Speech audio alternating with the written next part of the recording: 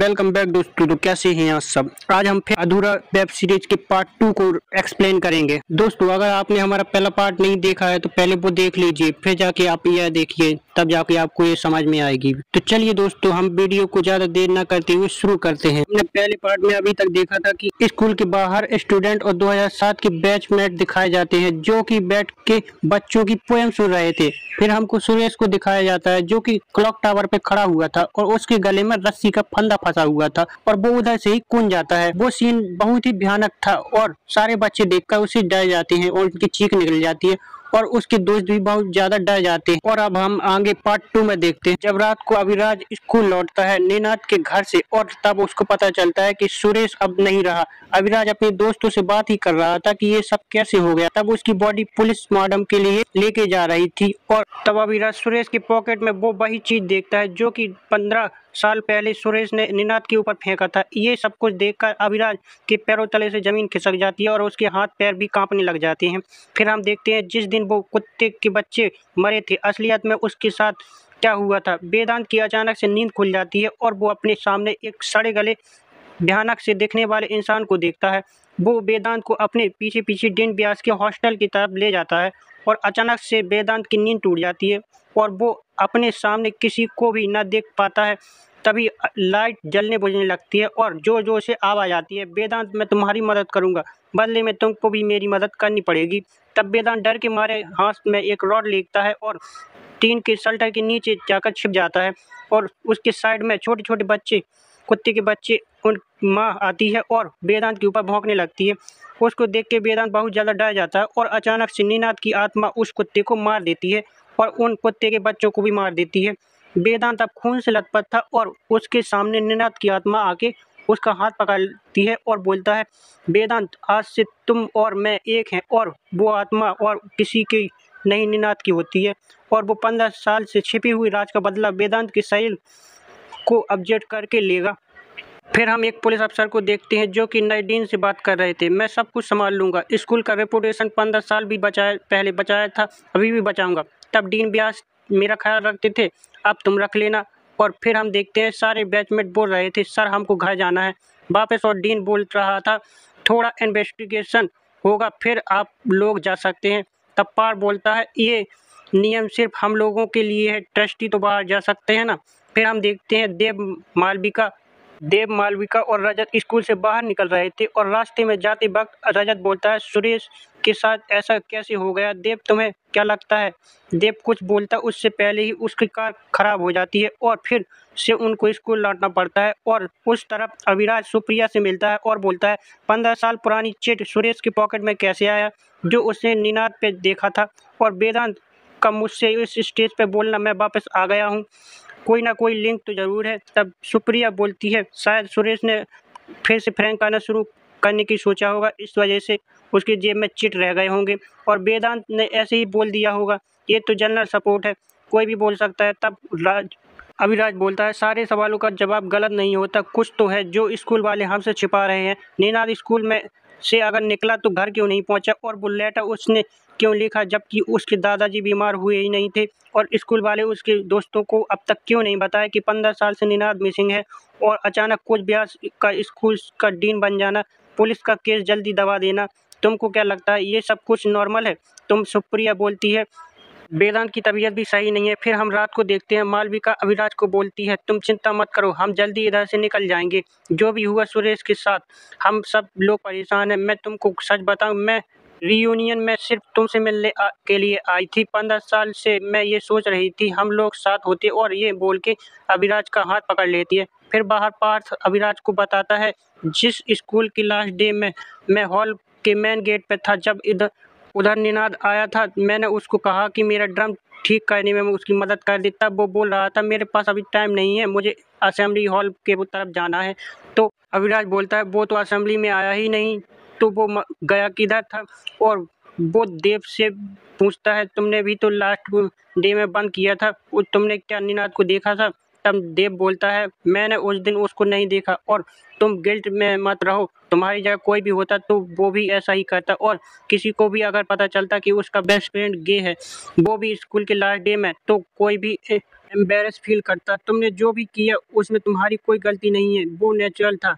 फिर हम देखते हैं सार्थक सोया हुआ था और उस दिन टॉयलेट में जो भी हुआ वो याद आ रहा था कि जिस दिन प्लास्टिक बैग से वो वेदांत को बुली करने के लिए जा रहा था, वही बैग उसके मुंह से चिपक जाता है और तब वो मिरर में निनाद की आत्मा को देखता है और वो आत्मा बोल रही थी अगली बार तूने अगर ऐसा कुछ किया तो मैं तुझको मार दूंगा। और फिर हम देखते हैं उस दिन चंद्र प्रकाश ने देखा क्या था। जब वो डीन को बुलाने के लिए गए उस दिन डीन व्यास उनको फर्श पे मरे हुए दिखते हैं। उनको देखने से यह लग रहा था कि जैसे उन्हें किसी आत्मा ने मारा हो, लेकिन वो बहुत ही भयानक था। फिर हम देखते हैं सुप्रिया मेडिकल रूम में जाती है और उधर वेदांत शैडो मैन की किताब पढ़ रहा था और जब सुप्रिया बोलती है ये तुमको अविराज ने दी है और बोलती है ये बकवास किताब तुम मत पढ़ो, तब वेदांत बोलता है ऐसा मत बोलो मिस, उसको गुस्सा आ जाएगा, उसको पसंद नहीं कोई उसकी चीज़ों के बारे में ऐसा बोले। जब सुप्रिया बोलती है कौन है वो, तब वेदांत चुप करके सो जाता है।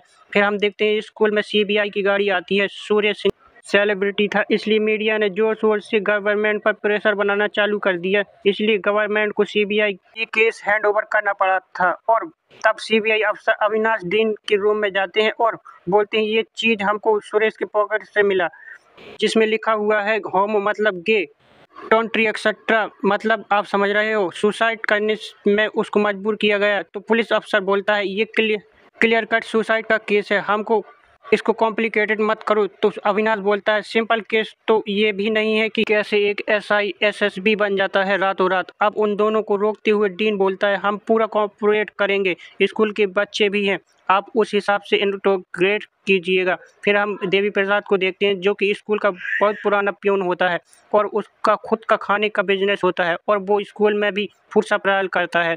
तब देवी प्रसाद स्कूल के अंदर कुछ कंस्ट्रक्शन वर्कर्स को देखता है और सिक्योरिटी से पूछता है ये सब क्या चल रहा है स्कूल में।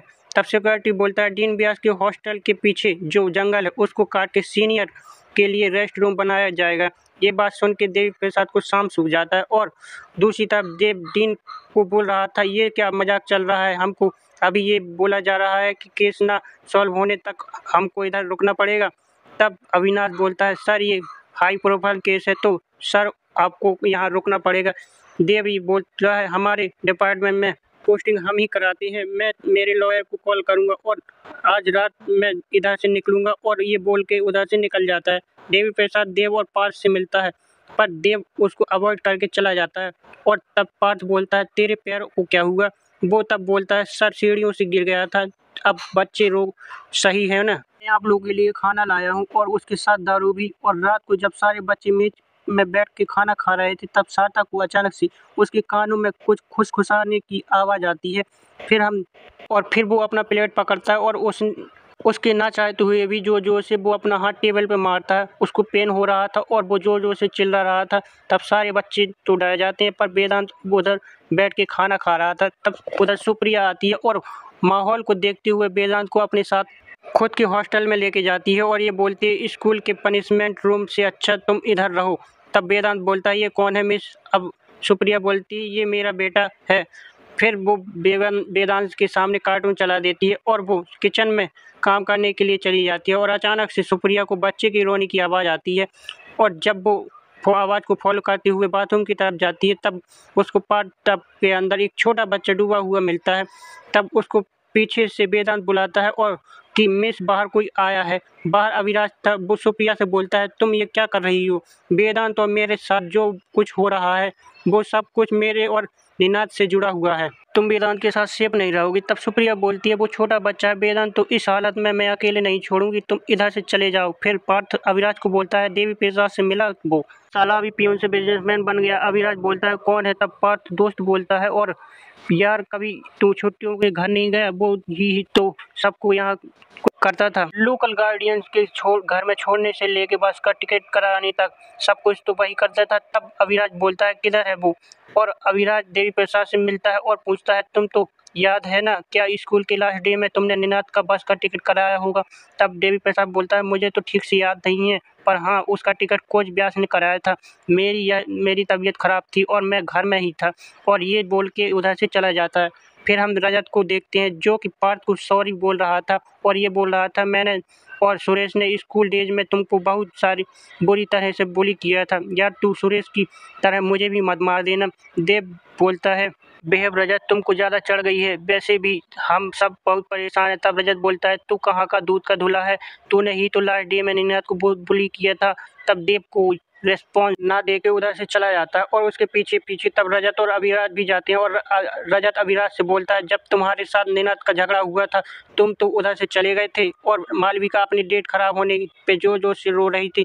तब एंट्री होती है हमारे देव साहब की और वो बोलता है जिसने मालविका को रुलाया उसको मैं भी रुलाऊंगा, और वो कौन था? निनाद। तब अभिराज देव से पूछता है सच क्या है? देव तब हम पास्ट में आर्काइव रूम देखते हैं जहां पर रजत और रोरे निनाद को पकड़ के देव के सामने लाते हैं और देव बोल रहा था तुमने मालविका को रुलाया कैसे, और देव उसको बहुत बुरी तरह मारता है और स्कूल के ग्रुप फोटो में से उसका फेस मिटा देता है। और रजत और सुरेश बोलते हैं हम स्कूल लोगों को अभी भी जाना पड़ेगा क्योंकि असेंबली में लेक्चर का टाइम हो गया है। तब देव और निनाद वहाँ उधर ही अकेली थी। तब निनाद गुस्से में बोलता है तुमने पैसे और चमचों की मदद से भी किया ही, तुमने आज तक मालविका को हासिल नहीं कर पाए, वो अभी भी अभिराज से ही प्यार करती है। वो बात सुन के देव को बहुत गुस्सा आता है और वो निनाद का सर अलमारी में दे मारता है और उसके सिर से खून बहने लगता है और तब वो उधर से चला जाता है। तब अभिराज देव को बोलता है तुम तो दोस्त कहलाने के लायक भी नहीं हो, तुमने लास्ट डे पर निनाद के साथ ऐसा किया इसलिए वो स्कूल से भाग गया था। देव तब बोलता है मुझे तब जो सही लगा मैंने तब किया।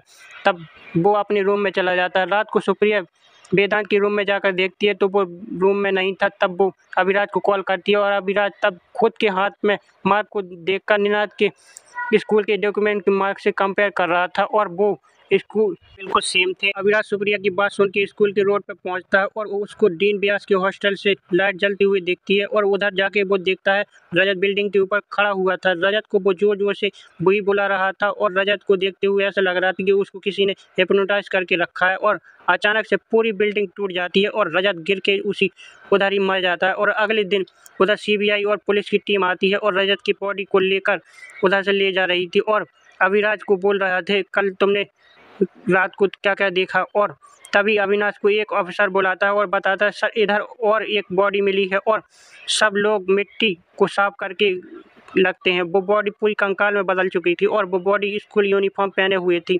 तब अभिराज उस कंकाल को देखकर समझ जाता है कि ये बॉडी निनाद की है और उसको बहुत बड़ा शौक लगता है। फिर हम देवदान को देखते हैं जो कि मेडिकल रूम में था और डॉक्टर सुप्रिया से बोल रहे थे उसकी तबीयत बहुत ख़राब है, उसको जल्दी से जल्दी किसी अच्छे हॉस्पिटल में दिखाना पड़ेगा, स्कूल को बोल दो उसके पेरेंट्स को इन्फॉर्म कर दे। फिर दूसरी तरफ डीन को अविनाश बोल रहा था अभी आप सब लोग का इधर ही निकलना बंद, कंकाल निकल रहे हैं, वो भी स्कूल बच्चे का पूरा इंक्वायरी बैठाना पड़ेगा। तब देव के साथ भी उसकी बहस हो जाती है और देव बोलता है वी आर नॉट क्रिमिनल, अब कैसे हम लोगों को हॉस्टेज बना के रख सकते हैं, मैं आज रात को उधर से निकलूंगा और मेरा लॉयर आपको कोर्ट में देख लेगा। ये बोल के उधर से वो चला जाता है और सुप्रिया को अभिराज बोलता है निनाद वापस आ गया है, वो सबसे बदला ले रहा है, पहले डीन व्यास फिर सुरेश अब रजत, और इन सब से मैं और वेदांत जुड़े हुए हैं। मेरे और वेदांत के हाथ पे वही निशान है जो जो उसका बाकमार्क था, वो हमसे बात करना चाहता है, ट्राई टू अंडरस्टैंड, तुम्हारा अभी वेदांत के साथ रहना सेफ नहीं है। तब सुप्रिया बोलती है ये सब कुछ कॉन्फिडेंट है, मैं अब वेदांत को भूल नहीं सकती, वो मेरे बच्चे जैसा, उसको मैं अच्छे से अच्छे हॉस्पिटल में दिखाऊंगी। ये बोल के उधर से चली जाती है और गाड़ी में जाते वक्त वेदांत सुप्रिया से बोलता है कि मिस ऋषि कौन है। तब सुप्रिया बोलती है मेरे घर में फोटो है, उसका नाम देखा था ना, वो मेरा बेटा है। तब वेदांत बोलता है मुझको उसने बोला है कि मैं आप पर ट्रस्ट ना करूं, आप मेरे साथ भी वही करोगी जो उस अपने ऋषि के साथ किया था। और ये सुन के सुप्रिया शॉक हो जाती है और उधर अभिराज आर्काइव रूम में जाता है और जिधर निनाद को मारा गया था और उधर निनाद के विजन आने लगते हैं। तब उधर चंद्र प्रकाश आता है और उसको संभालता है और बोलता है मैं भी तुम्हारी तरह इस तरह का राज जानना चाहता हूँ। और आज जाके मुझे ये पता चला कि कैसे कौश व्यास को अचानक से डीन बना दिया जाता है और उसके मरने के बाद पहले दिन ही उसको उनको मैंने जंगल में देखा था, वो निनाद की लाश को उठा से निकालना चाहते थे क्योंकि उधर कंस्ट्रक्शन का काम शुरू होने वाला था। तब उसको लगा कि वो भी फंस सकते हैं और जब वो निनाद की लाश को निकालने रहे थे तब निनाद का आत्मा जाग जाता है। तब अभिराज बोलता है मुझे सब शुरू से ढूंढना पड़ेगा 15 साल पहले स्कूल में ऐसा क्या हुआ था जो मुझे जानना है। और दूसरी तरफ सुप्रिया वेदांत को लेकर हॉस्पिटल जा रही थी और रूम में बैठे बैठे भगवान को बुला रही थी कि वेदांत को सही कर दे। तब उसके पास एक औरत आती है जो कि बोलती है उनके सामने जो भी मांगो ये हमेशा देते हैं, सिद्धार्थ से कोई भक्त मांगे और ये ना दें ऐसा हो ही नहीं सकता, हमेशा देते हैं। मेरी बेटी आज से बहुत साल पहले मर गई थी, उससे मैं भी अभी भी रोज़ बात करती हूँ। तुम्हारे अंदर भी कोई ऐसा दर्द है मुझसे कांटेक्ट कर सकती हो। और वो उसको एक कार्ड दे देती है। फिर सुप्रिया पास्ट को इमेजिन कर रही थी जिधर उसका लविंग हस्बैंड उसका फ्लावर गिफ्ट कर रहा था और हमको तब पता चलता है कि वो जल्दी बेबी होने वाला है। और सुप्रिया अपने बच्चे की आवाज़ बिल्कुल पसंद नहीं थी, उस शोर से ज़्यादातर भागती रहती थी। पर उन सब चीज़ों से उसका हस्बैंड बहुत परेशान था, कहीं भी बच्चे को रखकर भूल जाती थी, अपने ही मन में रहती थी। उससे उस लोगों के बहुत झगड़े होते थे। एक दिन सुप्रिया अपने बच्चे को बाथटब में नहला रही थी और उसके साथ साथ उसको लोरी सुना रही थी। नहलाने के बाद उसको लोरी सुनाते हुए झोले में सुला देती है और खुद बैठ के टीवी देखने लगती है। तब उसका हस्बैंड आता है और सुप्रिया को बोलता है ऋषि क्या कर रहा है, और झूले में जाके ऋषि को गोद में उठाकर बोलता है पापा आज तुम्हारे साथ गेम खेलेंगे। और बच्चा कुछ नहीं बोल रहा था, उसके धड़कनें रुक चुकी थी क्योंकि ऋषि जिंदा नहीं था। असलियत में सुप्रिया अपने बच्चे को नहलाते टाइम डुबा कर मार देती है और अपनी ही धुन में लोरी सुनाती रहती है। और ये सीन आपको रोंगटे खड़े कर देंगे। फिर अब उसका पति भी गले में फांसी लगाकर मर जाता है और सुप्रिया अपनी ही धुन में टीवी देखती रहती है। और दूसरी तरफ अविराज चुपके से स्कूल के बाहर जा रहा था और स्कूल के लोकल गिफ्ट शॉप में जाके पता करता है कि निनाद उस दिन आया था जब शॉप वाला बोलता है बेटा मुझे अच्छे से याद नहीं है, पर हाँ देवी प्रसाद ने बस का टिकट लिया था कि निनाद को अपने ग्रैंड पेरेंट्स को देखने के लिए जाना है। तब अविराज को याद आता है कि देवी प्रसाद ने तो मना कर दिया था। तब अविराज ने निनाद के मर्डर को सॉल्व कर लिया था। देव ने उसको आर्काइव रूम में मार दिया था। डीन व्यास और देवी प्रसाद ने मिलकर निनाद की बॉडी को हॉस्पिटल के पीछे दफना दिया था। और दूसरी तरफ हॉस्पिटल के हर तरफ खून था और ये सब वेदांत कर रहा था। और वो सुप्रिया से बोलता है मुझे रखने की कोशिश मत करो, तुम भी मारी जाओगी। और उधर से देव बोलता है मेरे लॉयर गेट पे पहुंच चुका है, मालविका हम 1 मिनट में के लिए जा रहे हैं, इधर नहीं रुकेंगे। और तब अविराज भी स्कूल पहुंच चुका था और देव को कॉल लगाता है पर देव कॉल नहीं उठाता।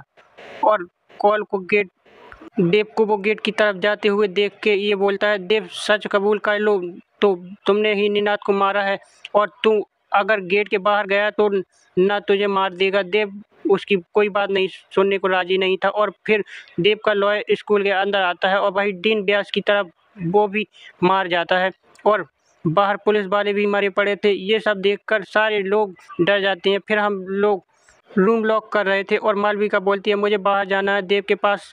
पर तभी देव दरवाज़ा खटखटाता है और मालविका को बुलाता है हम प्राइवेट गाड़ी में निकल जाएंगे, तुम बस गेट के सामने रेडी रहना। फिर हम फ्लैशबैक में देखते हैं निनाद और मालविका उठ के सीक्रेट जगह पर एक साथ मिल रहे थे और मालविका निनाद को अविराज के साथ जाने वाले डेट के बारे में बता रही थी। तब निनाद बोलता है अभी तुझसे बहुत प्यार करता है, तब पर उसका अच्छे से ध्यान रखना। उसके मॉम डैड गुजरने के बाद वो बहुत ही ज़्यादा अकेला हो गया, वो किसी से बात भी नहीं करना चाहता, पर वो तुझसे ही सारी बात करता है। कैसे उसको अंधेरे से डर लगता है, रात को उसको अपनी माँ की याद आती है और वो ये स्कूल में नहीं अपने दादू के साथ रहना चाहता है। तो मालविका बोलती है बॉयफ्रेंड वो मेरा पर सब कुछ तुझे शेयर करता है। फिर वो हम देखते हैं उस दिन निनाद के साथ पार्क में होने वाला सीन। फिर मालविका को ये बोलना मैं तुझको बाद में समझा दूंगा, सब समझा दूंगा। फिर अविराज के साथ वो झगड़ा और उसकी बात और उससे गुस्से में वो चिट्ठी लिखी कि उसके दादाजी की तबीयत ख़राब है। फिर देव का उसको जान से मार देना और देवी प्रसाद का उसको दफनाना। और दफनाते टाइम उसको निनाद के पॉकेट में से वो लेटर मिला और उस लेटर की मदद से पूरा क्राइम सीन रच डाला। फिर प्रेजेंट टाइम में हम देखते हैं खून से लथपथ देव प्रसाद जंगल से लौट रहा था और बता रहा था डीन व्यास के कहने पे मैंने सिर्फ निनाद को दफनाया था, उसकी आत्मा अब मुझे मारना चाहती है। और दूसरी तरफ देव गाड़ी लेकर भागने की कोशिश करता है लेकिन गाड़ी पर इलेक्ट्रॉनिक खम्भा गिर जाता है और पूरी गाड़ी में करंट दौड़ने लगता है।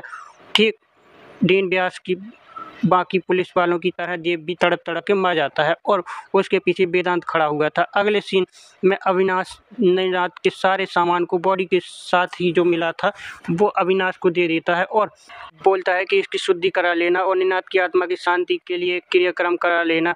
तभी अविराज को ऐसे एविडेंस बैग में स्कूल का एक बैच मिलता है और वो भी वो सीधा पहुंचता है मालविका के पास। वो मालविका से बोलता है ये बैच पहचानती हो, और मालविका बोलती है लास्ट डे पे ये मुझसे खो गया था, ये क्या तुम्हारे पास था?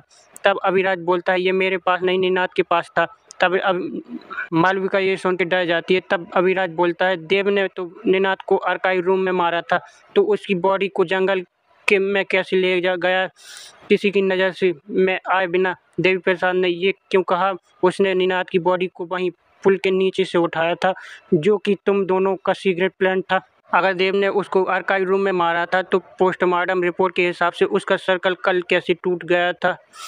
अगर देव ने ही निनाद को मारा है तो तुम्हारा स्कूल बैच उसकी बॉडी में क्या कर रहा है? तब हम पूरा फ्लैशबैक फिर से देखते हैं। निनाद का अभिराज के साथ में झगड़ा हो जाते टाइम निनाद को मालविका को समझाना कि बात मैं सब कुछ ठीक कर दूंगा। देव का निनाद को मारना, तब निनाद मरा नहीं था, वो जिंदा था।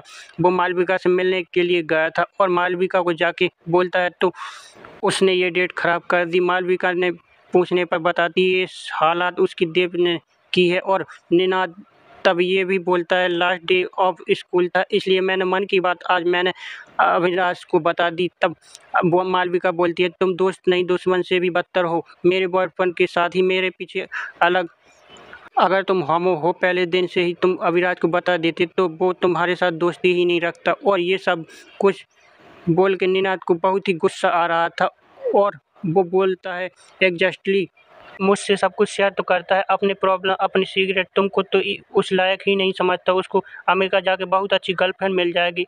एग्जैक्टली वो अब तो तुम्हारी तरह अब अटेंशन सीकर तो नहीं रहोगा। और तब ये सब सुन के मालविका को बहुत गुस्सा आता है और वो निनाद को स्पीड से धक्का दे देती है और निनाद का सर पत्थर में जाके टकरा जाता है और वो उधर ही मर जाता है। और मालविका उधर से जाते टाइम देव से मिलती है और रोने लगती है और देव को सारी बात बताती है। और देव बोलता है मैं देख लूँगा, तुम चिंता मत करो। और तब अभिराज बोलता है तुम निनाद की दोस्त थी और तुमने ही उसके साथ ऐसा किया, अब तुमको भी नहीं वो छोड़ेगा। मालविका बोलती है वो सिर्फ इंसिडेंस था, मैं गुस्से में थी, प्लीज़ मुझे अभी मारना नहीं है। अभिराज तब बोलता है ये मेरे हाथ में नहीं। और मालविका तब अकेले ही रूम से बाहर चली जाती है और मालविका को तब खुद के आसपास कुछ महसूस होता है और वो आर्काइव रूम की तरफ भागती है और फिर उसकी बॉडी हवा में उड़ने लगती है और उसके शरीर की हड्डियां अपने आप टूटने लग जाती हैं।